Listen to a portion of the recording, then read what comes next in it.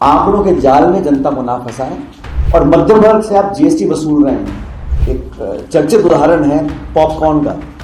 अब उसमें 3 तरह के टैक्स लगा रखे हैं। ये सरकार जिद की सरकार है। भाजपा में अपनी बात जो कह दी तो कह दी। जीएसटी का जो पहला प्रपोजल आया था वो हमारी सरकार में आया था। सरकार कांग्रेस के बैंक अकाउंट्स को सीज करती है। ये सरकार आमदनी बढ़ा रही है चंद लोगों की और बहुत सीमित जो वर्ग है। आप आंकड़े देखिएगा, कॉर्पोरेट्स को 2 लाख करोड़ का टैक्स ब्रेक और मध्यम वर्ग से आप जीएसटी वसूल रहे हैं। जीएसटी जब जनता का आप लगातार ले रहे हैं तो उनको कोई राहत नहीं मिल रही है।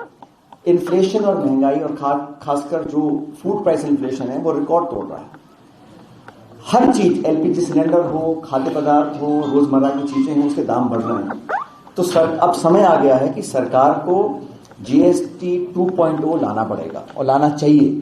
उसमें इतनी सारी स्लैब्स बनी हैं। अब बहुत एक चर्चित उदाहरण है पॉपकॉर्न का। अब उसमें 3 तरह के टैक्स लगा रखे हैं। जो छोटा व्यापारी है उसकी वो पालना नहीं कर सकते हैं। इतना जटिल, इतना मुश्किल, इतना कॉम्प्लिकेटेड ये प्रोसेस है कि छोटा व्यापारी इस जीएसटी को कंप्लाई नहीं कर पाता। कंप्लाई नहीं कर पाता है तो उस पर आतंक आता है, इंस्पेक्टर्स का और डिपार्टमेंट का नोटिस आते हैं, उसका शोषण होता है। वैसे ही पूरे देश की एजेंसीज हैं, जो इनकम टैक्स है, रेवेन्यू सर्विसेज हैं, जीएसटी के इंस्पेक्टर्स हैं, लेबर इंस्पेक्टर हैं, वो तमाम आतंक मचा के रखते हैं। और ईडी सीडी की तो बात ही मैं नहीं करूंगा, आप सब जानते हैं। लेकिन अर्थव्यवस्था को बेहतर बनाने के लिए मध्यम वर्ग के ऊपर जो भार डाला है सरकार ने, उसको कम करने का समय आ चुका है। तो हमारी मांग है केंद्र सरकार से, वित्त मंत्री महोदया से, कि आंकड़ों के जाल में जनता को ना फंसाएं, स्लैब्स को रैशनलाइज करें, जीएसटी के माध्यम से मध्यम वर्ग पर जो भार पड़ रहा है, और जो गृहिणी हैं जो 10-20 हजार रुपये महीने कमाते हैं, उन्हें तो अपने 2 बच्चे पालने होते हैं, उनके ऊपर मैक्सिमम दबाव उन पे है। और चंद उद्योगपति जो हजारों लाखों करोड़ के मालिक हैं, उनको लगातार आप टैक्स ब्रेक दे रहे हैं। लाखों करोड़ रुपए का टैक्स ब्रेक चंद लोगों को, और 80% जो देश की आबादी है उसके ऊपर आप जीएसटी का जो बोझ डाल रहे हैं, उसके विरोध में हम लोग हैं। इस पर कई बार खड़गे जी ने, राहुल गांधी जी ने, कांग्रेस पार्टी ने अपनी बात रखी है। क्योंकि अब 2-3 हफ्तों के अंदर बजट पेश होगा, तो हम चाहते हैं कि केंद्र सरकार जो जनता की भावना है उसको समझे और जीएसटी के मामले में अपनी जिद को छोड़े।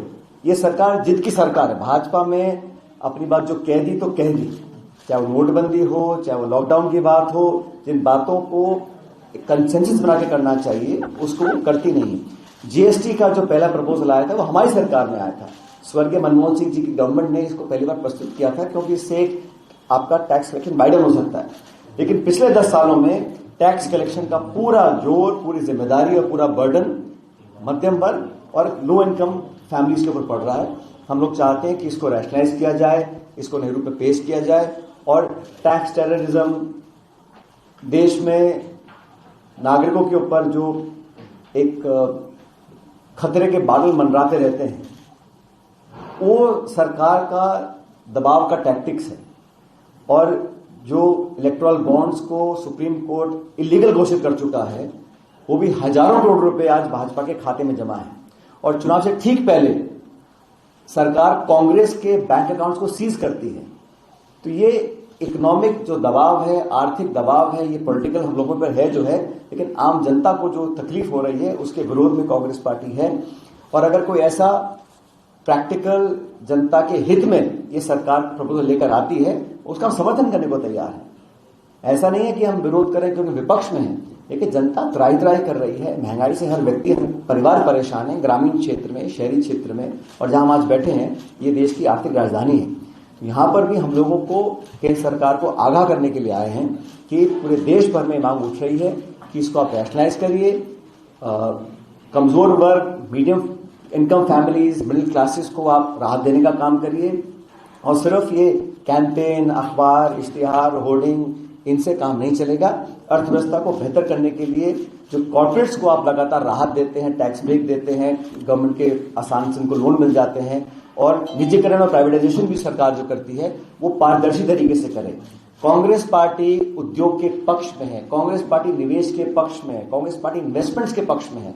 लेकिन जो सरकार में देश की संपत्ति है उसका जो ट्रीटमेंट है, उसका जो डिस्पोजल है, वो मनमाने तरीके से आप सीमित लोगों को देना चाहते हैं, उनको मदद करना चाहते हैं।